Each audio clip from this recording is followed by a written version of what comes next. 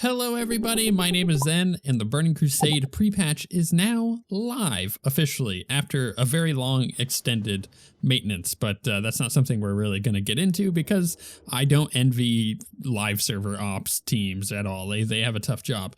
But yeah, the Burning Crusade pre-patch is live, and you may think, well, it's not actually the classic Burning Crusade yet, right? It's just the pre-patch. There's nothing to do in it.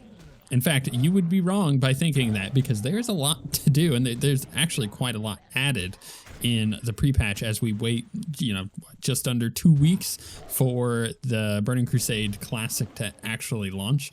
And if you're not someone who's really that interested in World of Warcraft, or you've never tried it, going back and playing like classic World of Warcraft and then now Burning Crusade is a strange but really cool starting point, because it gives the opportunity to check out what the game was like back in 2004 and 2006 and 7. So you kind of get a good idea of what to expect from these games that essentially changed the entire history of MMOs, and it's really fun to go back and play that. Plus, classic World of Warcraft is actually a fantastic game.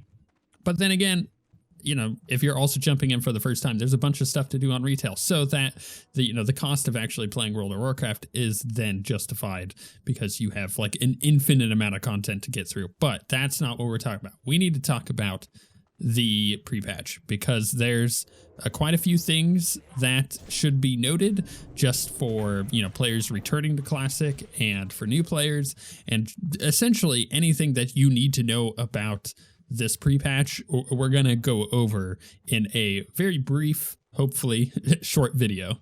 So first things first, you have two new races. You have the Blood Elves and the Draenei. The Blood Elves are on the Horde, and the Draenei are on the Alliance. Now, in Vanilla WoW, there was asymmetry between classes. You had the ability to play a Shaman on the Horde, but not on the Alliance. And you had the ability to play Paladin on the Alliance, but not on the Horde. And there's all sorts of interesting balance that came along with that. But at the end of the day, Burning Crusade adds the Blood Elves being able to play as Paladins, and then the Alliance gain the ability to play Shaman through the Draenei. So it kind of changes that asymmetry, it removes it, and now you have these parity between the classes and the factions, which is great. But yeah, you could totally play these new factions right now, and you can level them up to 60 before the Burning Crusade actually launches in a couple weeks. The important thing to quickly note here is these two races are not available to character boost. I'll talk about the character boost and my thoughts on that later in this video, but just as a quick note, you actually have to physically go level these characters up if you want to play one in the Burning Crusade. But having these two races available means that the Exodar, which is the Draenei city, is now available to go to, and so is that whole area. And Silvermoon is also available to go and check out in the Horde area for the Blood Elves. And all of that is fun and dandy, but the most important thing about that is you can now start leveling up jewelcrafting. And you can get that all the way to rank 300 or skill level 300. So that's max level for level 60, and then it'll go to 375 in the Burning Crusade. So if you already had a bunch of stuff stashed, you can go quickly level up jewelcrafting, which is a hyper important profession to have in the Burning Crusade, because gems and getting all of your gear gemmed out is really important, and it's going to happen frequently where you get new items in the Burning Crusade that have a bunch of sockets on it to put gems into, and you're going to have to go find those gems. Either you have a friend that has them, or you're going to go buy them on the auction house if you don't have jewelcrafting leveled up. So this is a perfect opportunity to go get that to 300, and then obviously to 375 once Burning Crusade launches. The good news here, though, is that for people who want to level up, maybe you have, like me, you have a character that you haven't gotten to 60 yet, and that's the character you've been trying to get to 60. My wife and I have been playing quite a lot over the last, month, and we've gotten our characters up into the 50s. Mine was 53 right before pre-patch, and hers was 55, so we're so close to level 60. It's slow going with kids and everything, but we're getting there. But the good news is it is significantly faster now. So here's the biggest change across the board. So the amount of experience that is required for you to level from levels 20 to 60 has been reduced by 15% per level, which is crazy. And it was the case that I logged in and I was literally 1 experience point away from leveling, even though I was several bars away when I had logged out before pre-patch, because, you know, it basically pushed me up to my next level. So I was ready to level. So you may find that one of your characters are like right at the point of leveling if you log into them and you were close before. Otherwise, it's going to be so much faster to level to 60. And this stuff was stuff that happened when Burning Crusade launched. So, you know, this is all a true authentic experience to the classic experience of World of Warcraft. So yeah, 20 to 60, you're going to notice a 15% reduced amount of experience in order to level per level. And that's pretty big. It does make a huge difference in how quickly you're going to level. On top of that, just from completing quests from like level 30 onward, you're going to be gaining so much more XP because you get more XP for turning in quests from level 30 onwards now. Also, dungeon quests give you quite a bit of extra experience as well. And if you happen to be a person who's either played Classic quite a bit or even just a little bit, and you have friends that are level 60 and you plan on leveling up, let's say a Draenei or a Blood Elf, boosting through doing dungeons can really quickly level you up, especially if you happen to grab some of those quests along the way. So that is definitely a recommendation from me, but that is not something that I think is fun. So if you want to actually play the game and have fun, do it that way. Don't do no level boosts. To go along with the quicker leveling, it's important to note that you can now get your first mount at level 30 rather than level 40. And let me tell you, they reduced the cost of all this stuff, and that came at a perfect time because I had not hit 60 yet, and I forgot that the cost of training your mount and getting all that is reduced, and I would have blown all my money getting, you know, the epic riding skill. Now that's not the case anymore. It is a reduced cost, and of course you get your first mount at level 30 rather than 40, so you're going to be cruising through 30 to 40 now in comparison to what it was just in, you know, basic classic. There are some significant class changes across the board. So for example, balanced druids are a lot more just generally viable than they were before. Feral has some cool new stuff, and every single class gets their additional length on their talent trees, where they get essentially 10 more points onto their talent trees in each tree. And a lot of the talent trees have been completely shaken up. Skills have been moved from one talent tree to another. So again, back to the druid example, Omen of Clarity moves from the balance tree to the restoration tree, and that works out really well for people who want to play feral, because then you don't have to put points into balance. You just dump your extra points into restoration, and it's just little things like that that are quality of life stuff and improvements for a lot of classes. You know, like leveling a paladin as a tank for, you know, a protection paladin is far more viable than it was back in normal classic. So this comes with a bunch of new talents and a bunch of new skills, and again, this is across the board. So you should see your character leveling speed significantly increase just because your kill speed is going to go up. You know, characters are generally more powerful. The quests that require you to group up are a little bit more nerfed. So it's like the power gauge across the board has been kind of shifted in the favor of the players, and it is significantly easier just to do content. And honestly, like, this was the first domino that started falling when it came to making the game more accessible to people. You know, the vanilla experience is not necessarily hardcore in relation to other MMOs that were out at the time or had come out previous to World of Warcraft, but in terms of games today, it is kind of hardcore in the experience of making things very difficult and take a long time. But there was a journey to be had there. So Burning Crusade was kind of the first step to changing how a lot of this ended up working.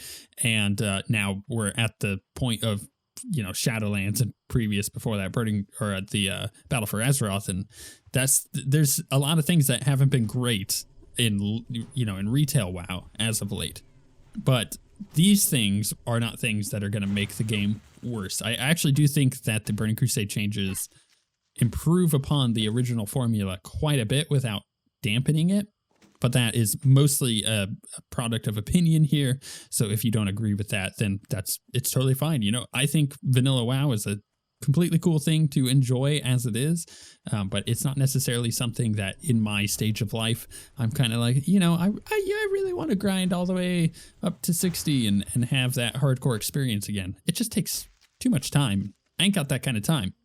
But on top of all this, there's a lot of racial changes and spell changes and just general rebalancing across the board. So if you're playing a specific class and you're not sure what's changed, I would say go to your favorite sites and figure out particularly what has changed for your class. And you may find that you no longer like that class, or maybe you like it more. It's kind of dependent upon your own play style.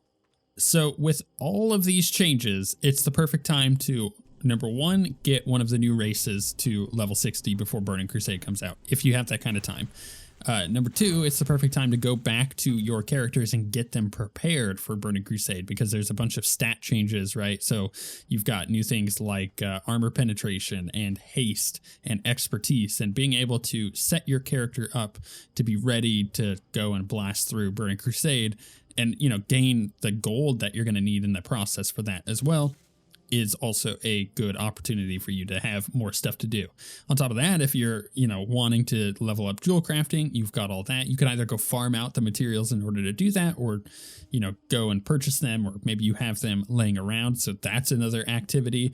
This is also the perfect time to go and try out dungeons with your classes that you're leveling up with the new changes, and kind of get used to that and essentially ready for what this next phase of World of Warcraft is going to look like.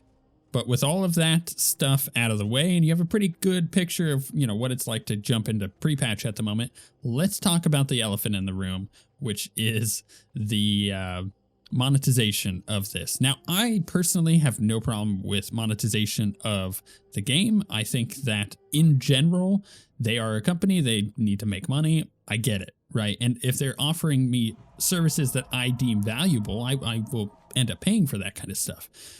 The problem is when they get a little too price gougy. So let's quickly talk about the drama that happened with the announcement of the price point for cloning a character and what that means. So real quick, if you don't know, World of Warcraft Classic and Classic Burning Crusade are two different things now.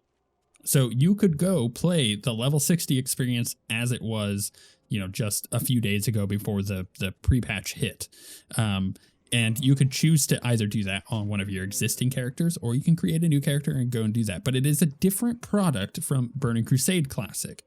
The way this works is you log into the game. Let's say you log into Burning Crusade Classic, right? You haven't installed anything new. You had a character in Classic and you're just like, I'm excited to play the pre-patch. So you log in and you're presented at the character screen with an option that says, hey, you need to choose what you're going to play this character in. Either you're going to play it in Burning Crusade, or you're going to keep it in Vanilla WoW. And you have to make a choice before you log on to the character. You have to make the choice. The problem therein lies with the character has been snapshotted and exists on both. It does technically exist on both Classic Vanilla and Burning Crusade. But if you want to play it on both, you have to pay a premium fee in order to do that. When this was first announced, it was going to be a $35 fee. Are you kidding me?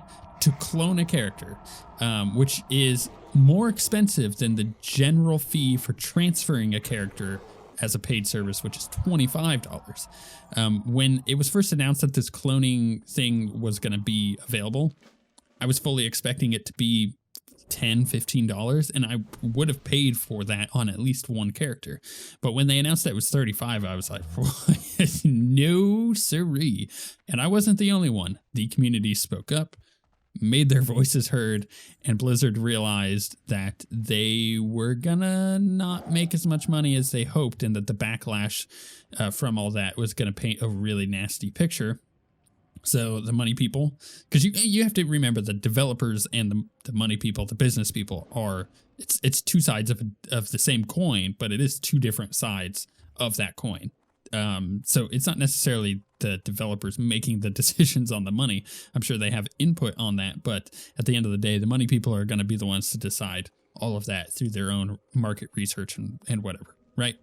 So the way this ended up working is people voiced their opinions. They were very negative, and Blizzard reduced the price point of the clone service to $15, which tells you that it tells you a lot of things about how they were aggressively pricing that and how much they kind of wanted just to save face with reducing the price. It's hard to not be at all cynical about any of that, because they came out of the gates swinging with a $35 price point, and it being reduced to $15 kind of leaves a sour taste in your mouth. It's like, yeah, but did it have to be paid at all? The answer is probably not. So the way that this ends up working out is you log into your character. Like I said, let's say you did the Burning Crusade, and you choose which your character is going to reside on. You do this for every character that you currently have.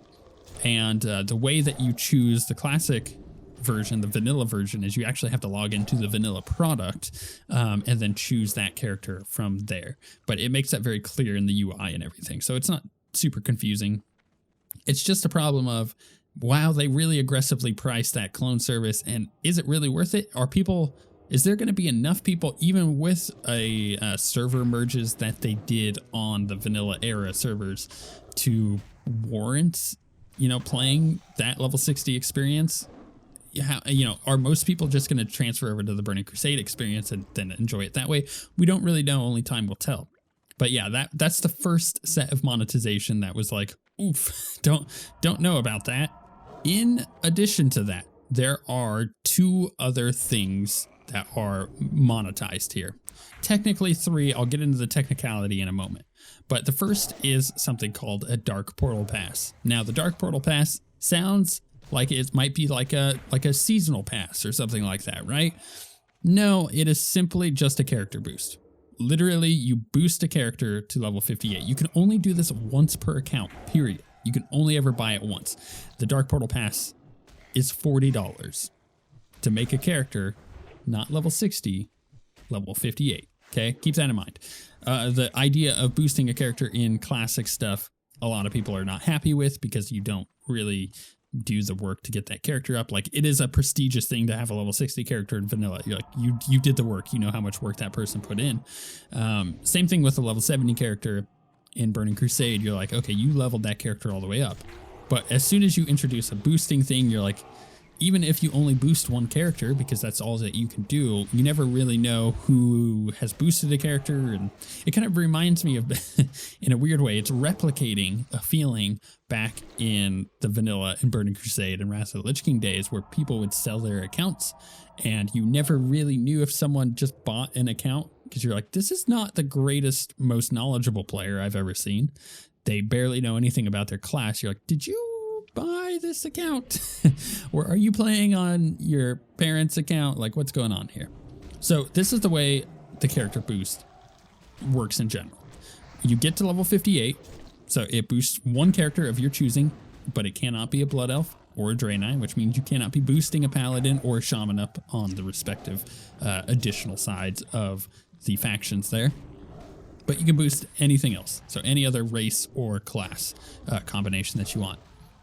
You get 12 slot bags, which is fine. If you're a warlock, you get a soul pouch, which is a 20 slot soul shard bag. And if you're a hunter, you get a quiver and a bow. So even if you're a dwarf, which, makes sense to have a gun and everything, you don't. You get a bow and a quiver, and that's fine or whatever. you get 25 gold, which is like pitiful amounts of gold. They're not, and I'm okay with that. It seems like a stupid low amount of gold that they're giving you in consideration to like your spells are so expensive to train. Especially at level 60, right? Because you're going from 58 to 60, and it gives you a quest at level 58. There's a whole new like leveling experience from, well, I wouldn't say whole experience, but it introduces new boosted characters to the game, because the idea here is that people have been playing Classic. People are going to want to play together with the Burning Crusade, and maybe your friend didn't level up a character in Classic, and now they're kind of out of time to do that. So it's like, do they just purchase a boost and then come and play with you? That's an option. Some people just don't want to level through the vanilla stuff. So I understand the reasonings behind it, and introducing a bunch of extra gold by having boosted characters have that is a bit of a problem. So them getting 25 gold seems like slightly less than enough, but it is what it is. You get some class reagents if you need to, like teleportation runes or runes of portals, stuff like that, along with some water and food, some basic armor, and yeah, it's an interesting thing for $40 to get, and you can only ever do it once on your account. But then again, I would be lying if I said I'm not tempted to boost a mage or warlock myself, just so I have the convenience of being able to teleport, my the people that I play with around, or summon them to different places. Plus, Warlock is quite powerful in Burning Crusade in general, so it's like, I'm tempted. What I'm not tempted to do is get the deluxe edition, which is $70. Okay, so the deluxe edition, what does it come with?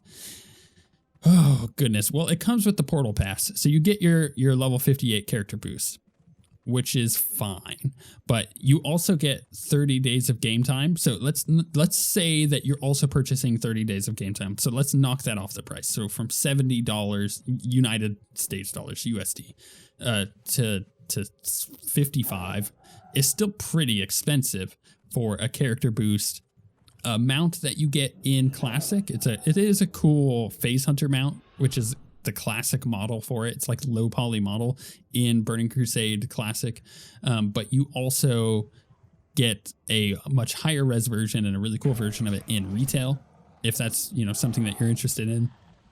And then you get two toys. You get the Path of Illidan toy and the Dark Portal Hearthstone toy, which are two things only available in Burning Crusade Classic, but they replicate the items that were available in the old trading card game that you could get from like loot cards, the trading card game way back in the day. And I'll tell you what, I love that trading card game. I have so many of their cards stashed away. I love the raid decks and everything. I even have the Black Temple raid deck. And it's just so much fun. And I really miss that card game, and these toys being available to get again are making me kind of want to play that card game again, because I have a bunch of cards just sitting around. Maybe I'll play that with the family. Anyways, yeah, so you have the Dark Portal Pass, $40, the Deluxe Edition, $70. Technically, let's say $55 if you're down, the $15 for the subscription. And then the final technicality that I said I would get to is they just added a new toy to the 6-month subscription. So previously it was just because it changes every 6 months, what cool things you get with that as like a, hey, you paid for 6 months, we're incentivizing you to do so, here's a thing. What they have given players is a toy called the Impina Ball, and it's kind of like a magic ball. Again, it's like a TCG item, but the thing with that is they added it to the existing 6-month sub rewards. So you get the Ox or whatever it is that is currently it, plus you get this imp in a ball for Classic Burning Crusade, and it's kind of cool, but that is also technically trying to monetize it a bit. At the end of the day, some of the pricing on this monetization feels a bit